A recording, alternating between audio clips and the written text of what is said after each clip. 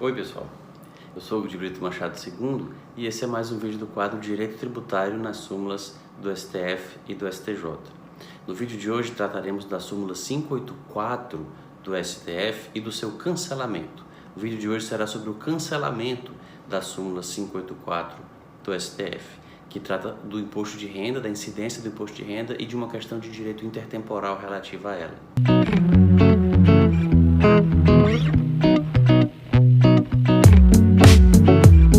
De acordo com a súmula 584, ao imposto de renda calculado sobre os rendimentos do ano base, aplica-se a lei vigente no exercício financeiro em que deva ser apresentada a declaração. Isso significa o quê? Isso significa que se durante o ano base, em relação ao imposto de renda, nós temos uma terminologia que é ano base e exercício financeiro. Diz-se ano base o ano em que acontecem os fatos geradores. Então, o ano em que acontece o fato gerador, ou acontecem os fatos geradores, ou o ano considerado fato gerador, é chamado ano base. No ano seguinte, se apresenta a declaração de bens e rendimentos e se procede ao ajuste, pagando-se ou obtendo-se uma restituição, conforme o caso. Considera-se que o fato gerador é anual, ele se consuma em 31 de dezembro, sobretudo em relação às pessoas físicas. Em relação às pessoas jurídicas, a apuração pode ser trimestral também, dependendo da opção de cálculo do imposto, mas no caso de pessoas que têm essa apuração anual, ela se completa em 31 de dezembro, mas pode ter havido, no caso de pessoas físicas isso é muito comum, recolhimentos ao longo do ano, por conta de, por exemplo, retenções na fonte que aquela pessoa sofreu. E, portanto, embora o fato só se complete no final do ano, já houve recolhimentos antecipadamente ao longo do ano. Por isso que no ano seguinte, depois de concluído o ano base, e o ano seguinte se chama exercício financeiro, no ano seguinte se apresenta uma declaração que por isso é dita de ajuste, e aí se sabe, porque já encerrado o período de ano base, o período dito ano base já foi encerrado, se sabe exatamente o valor de imposto devido e, portanto, aquilo que já foi antecipado, por retenções na fonte, por exemplo, pode se figurar mais do que o que era efetivamente devido, e aí, nesse caso, haverá restituição, se as despesas dedutíveis tiverem sido maiores, por exemplo, ou menos. É possível que a pessoa tenha rendimentos de várias fontes, os rendimentos de várias fontes ficam cada um dentro do limite de isenção e as fontes não retêm o imposto, mas quando se junta tudo na declaração de ajuste, é ultrapassado o limite de isenção e é preciso pagar então o imposto. Então isso tudo é feito na declaração de ajuste. E a súmula reflete uma ideia que decorre de uma interpretação equivocada, uma interpretação que leva em conta apenas a letra, mas deita fora por completo a substância e as ideias de teoria do direito que estão por trás dessa letra, dos artigos da Constituição que tratam de retroatividade e de anterioridade, da Constituição e do CTN, que tratam de retroatividade e de anterioridade. Porque o que acontece? Como a Constituição, e sobretudo na redação vigente à época, e isso eu remeto o interessado, quem tiver interesse nesse assunto, em aprofundar esse assunto, ao vídeo daqui do canal, do quadro Dissecando o CTN, que trata do artigo 9º do Código Tributário Nacional e que, ao fazê-lo, se comenta o princípio da anterioridade. No artigo 9º está escrito assim: é vedado à União, aos Estados, ao Distrito Federal e aos municípios cobrar, e se usa esse verbo, cobrar imposto sobre o patrimônio e a renda com base em lei posterior à data inicial do exercício financeiro a que corresponda.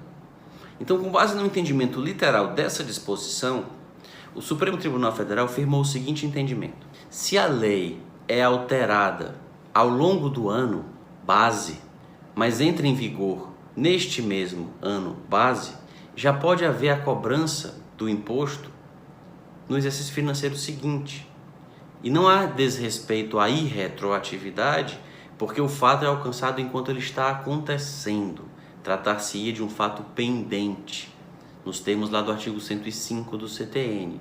Então nós teríamos um fato que começou a acontecer, não terminou de acontecer ainda, ele está acontecendo, seria um fato gerador continuado ou complexivo, ele começou a acontecer e não terminou. E enquanto ele estava acontecendo no gerúndio, advém a lei nova, mais gravosa. A lei nova já seria aplicável a todo ele. Então, digamos, por hipótese, que a legislação do imposto de renda passasse a vedar dedução de despesas médicas com, por exemplo, despesas com psicólogos. Hoje em dia não existe essa vedação, despesas com psicólogos podem ser deduzidas da base de cálculo do imposto de renda. Então, se uma pessoa física gastou para si ou para os seus dependentes com um psicólogo ou com uma psicóloga, ela pode deduzir essa despesa dos seus rendimentos tributáveis.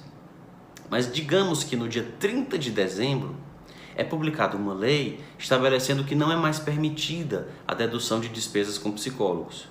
Vamos supor, apenas por exemplo.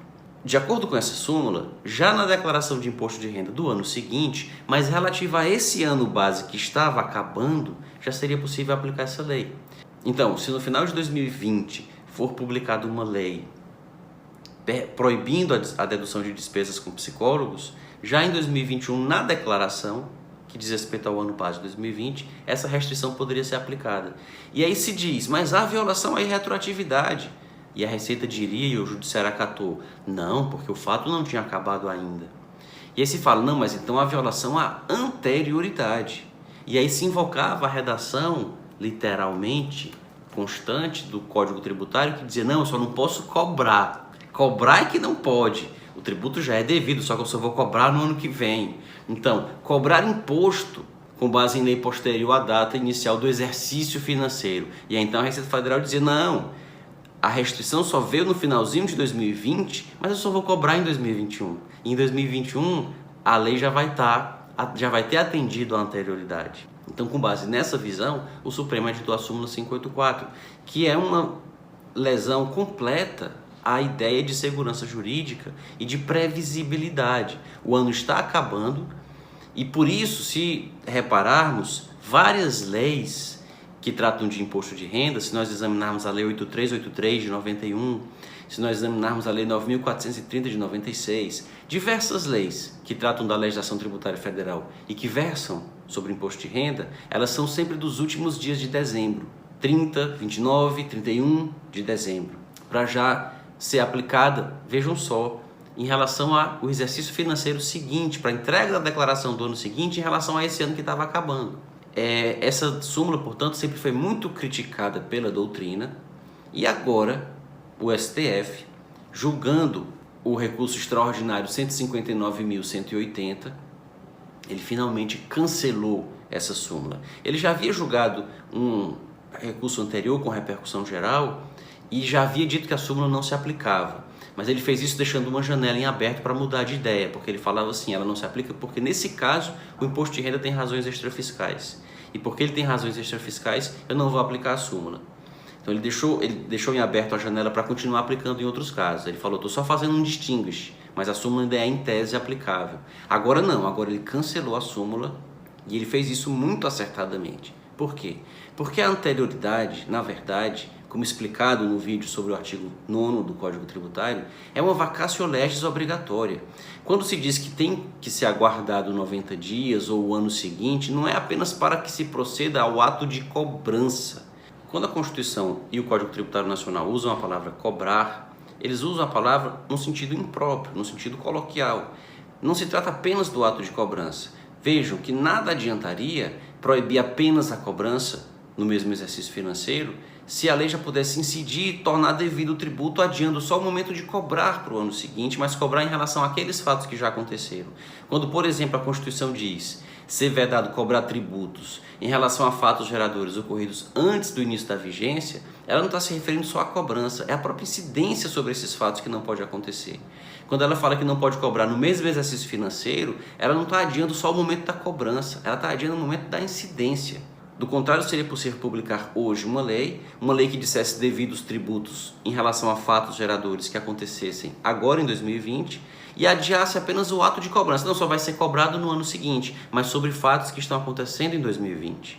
Não é isso que a Constituição faz. O que ela proíbe é que a lei incida sobre esses fatos, que ela torne esses fatos tributáveis, que ela extraia deles obrigações tributárias, ou faça com que eles gerem obrigações tributárias.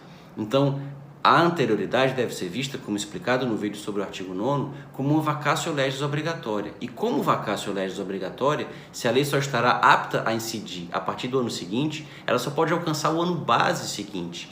Se uma lei altera o imposto de renda em relação a despesas, em relação a alíquotas, em relação ao que seja, em 2020, ela só entra em vigor em 2021 e ela só vai poder incidir sobre fatos que aconteçam no ano base de 2021 para reflexo na declaração e na cobrança que haverá no exercício financeiro de 2022. Esse é o sentido que a anterioridade tem de vacatio legis obrigatória e que impõe, como aconteceu, a revisão desse entendimento que cristalizou-se na súmula 584 e que o STF agora, corretamente, acertadamente, cancelou essa súmula. Agora, duas reflexões adicionais são importantes quando se fala do cancelamento dessa súmula. A primeira é a importância da literatura jurídica, da ciência jurídica tributária, a importância da pesquisa em direito e da pesquisa não só em direito como um todo, mas em direito tributário. Porque o STF revisou a súmula amparado no entendimento doutrinário. Os votos dos ministros que propuseram o cancelamento da súmula foram amparados na doutrina expressamente citada nos seus votos da professora Misabel Abreu Machado Derzi, do professor Luciano Amaro, do professor Hugo de Brito Machado, pai, que escreveram copiosamente críticas duras a essa súmula, dizendo que ela era equivocada. Então essas manifestações doutrinárias influenciaram, levaram, favoreceram, ou pelo menos contribuíram para que o STF revisse o entendimento que havia sido firmado. O fato de o STF ter cancelado a súmula e de tê-lo feito com remissão à crítica que a doutrina sempre fez a esse entendimento sumulado, nos chama a atenção para o seguinte: às vezes nós pensamos, o STF já decidiu isso, a matéria já foi sumulada, então eu não vou mais escrever sobre isso. Eu já orientei muitos alunos, muitas alunas que diziam, não, mas o Supremo já decidiu, então eu não vou mais fazer meu TCC, minha dissertação, minha tese sobre esse assunto. Pelo contrário, se já existe entendimento firmado na jurisprudência, mas há uma convicção forte de que esse entendimento é equivocado, esse entendimento não está, para usar aqui uma expressão keuseniana, dentro daquele quadro ou moldura de significados possíveis, é um entendimento realmente equivocado, que está fora da moldura e é aceito apenas por imposição do princípio da competência, é porque foi o Supremo que disse, ou o STJ se for matéria legal, e é por isso nada se pode fazer dentro do processo para revisar aquele entendimento, como partícipes do fenômeno jurídico, como participantes, como atores da peça do fenômeno jurídico. Nós não podemos alterar aquele entendimento porque não temos competência para isso, mas como observadores, como estudiosos dele, nós podemos criticá-lo. E é importante fazer isso. Nesse momento é que isso assume ainda mais importância, porque é essa crítica que pode, ainda que se trate de um instrumento tênue, ainda que se trate de um instrumento fraco, mas é o instrumento que a sociedade dispõe para fazer essa revisão, para levar esse revisitar do entendimento sumulado, que foi o que aconteceu com a súmula 584. Então, é preciso separar um estudo mais prático e imediatista, se nós estamos, por exemplo, estudando para um concurso, se nós estamos estudando para resolver um caso para um cliente que tem um problema específico para ser resolvido. Eu não vou garantir êxito para um cliente, vou prometer uma causa ganha, que advogado honesto nenhum no mundo pode prometer isso em relação a causa nenhuma, mas não se pode prometer pelo menos chance boa de êxito para um cliente se se sabe que tem uma súmula contrária ao entendimento que vai ser defendido, uma súmula que continua sendo aplicada pelos tribunais. Então é preciso usar isso do ponto de vista pragmático para traçar estratégias. Olha, argumentar isso agora não adianta porque a corte não aceita esse entendimento. Então é preciso ter essa visão, mas é preciso não ficar só nela. Se nós temos preocupação com o raciocínio crítico e que vise a compreender e aperfeiçoar o fenômeno jurídico, nós temos também que, num segundo momento, fazer uma crítica a esses entendimentos quando isso for necessário, uma crítica respeitosa, uma crítica ao argumento e não a quem argumenta, mas uma crítica racionalmente fundamentada que aponte fundamentadamente os motivos pelos quais aquele entendimento não é correto. E foi isso que a doutrina fez com a súmula 584 e, de algum modo, contribuiu para a sua correta revisão, cancelamento agora, contribuiu para o seu correto cancelamento agora pelo Supremo Tribunal Federal. E outra reflexão também que essa que esse cancelamento feito pelo Supremo nos provoca? É o tempo que isso levou. Nesse caso, o Supremo Tribunal Federal discutia uma questão relacionada ao Decreto-Lei 2.462 de 88. Um Decreto-Lei de 88 que foi veículo de uma alteração na legislação do imposto de renda em 88 e que a União pretendeu aplicar já na declaração de imposto de renda de 89 relativa ao ano base de 88. Portanto, em aplicação do entendimento sumulado. E o STF agora, 32 anos depois, o STF diz que isso não é possível. Então isso mostra o quanto os processos às vezes demoram a ser julgados, demora que muitas vezes acontece nas instâncias superiores. Esse é um problema que está sendo resolvido. O processo eletrônico, o uso da inteligência artificial no judiciário, isso tem feito com que os processos sejam hoje bem mais rápidos do que eles eram no passado. E esse talvez ainda seja um rescaldo, um saldo desses processos antigos e que passaram muito mais tempo do que hoje passam os processos que hoje começam.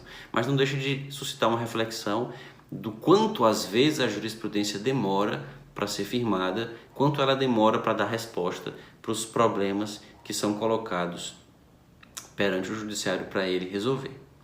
Se tiver gostado desse vídeo, não se esqueça de curti-lo, de se inscrever no canal para acompanhar os próximos vídeos e de deixar na caixa de comentários o que pensa a respeito dessa e de outras questões jurídico-tributárias. Até os próximos vídeos.